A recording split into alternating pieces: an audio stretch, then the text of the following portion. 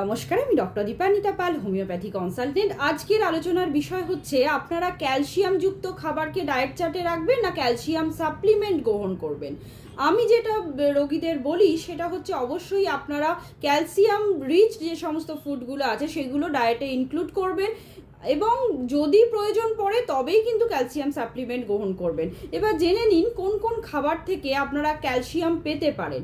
প্রথমেই যেটা মেন বা প্রধান উৎস হচ্ছে আমাদের দুধ বা দুগ্ধজাত দ্রব্য। এবং অনেকেই বলেন যে ম্যাডাম আমার দুধটা ঠিক সহ্য হয় না।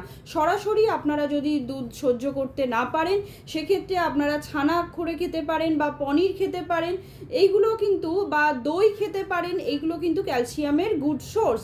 সেইগুলো কিন্তু আপনারা এই সরাসরি দুধের পরিবর্তে খেতে পারেন।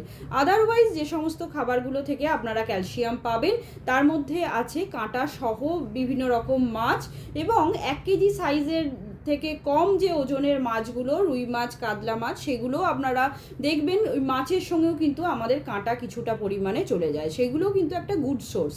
এছাড়াও আপনারা লাল শাক, পালং শাক, ব্রোকলি, ঢ্যাঁড়স, এইগুলো থেকে আপনারা ক্যালসিয়াম পেয়ে যেতে পারেন। আর যে সোর্সটা আমি বলবো সেটা হচ্ছে যে দেশে টোফু পাওয়া যায় সেটাকে কিন্তু আপনারা ডায়েট চার্টে রাখবেন, সেটা একটা ক্যালসিয়ামের গুড সোর্স। এছাড়া সয়াবিন থেকে পেতে পারেন, বিভিন্ন ধরনের বাদাম থেকে পেতে পারেন, বিভিন্ন ধরনের বীজ, ধরুন তিল বীজ হতে পারে, এছাড়াও চিয়া সিডস হতে পারে, এইগুলো থেকে আপনারা কিন্তু ক্যালসিয়াম পেয়ে যাবেন। তাই অবশ্যই চেষ্টা করবেন ক্যালসিয়াম সাপ্লিমেন্ট গ্রহণ করার আগে আপনারা এই যে ফুডসগুলোর নাম বললাম এইগুলো থেকে কিন্তু আপনারা ক্যালসিয়ামকে গ্রহণ করার চেষ্টা করবেন। এছাড়া কমলা লেবুতেও কিন্তু ক্যালসিয়াম প্রচুর পরিমাণে থাকে, সেটাকেও ডায়েট চার্টে আপনারা রাখতে পারেন।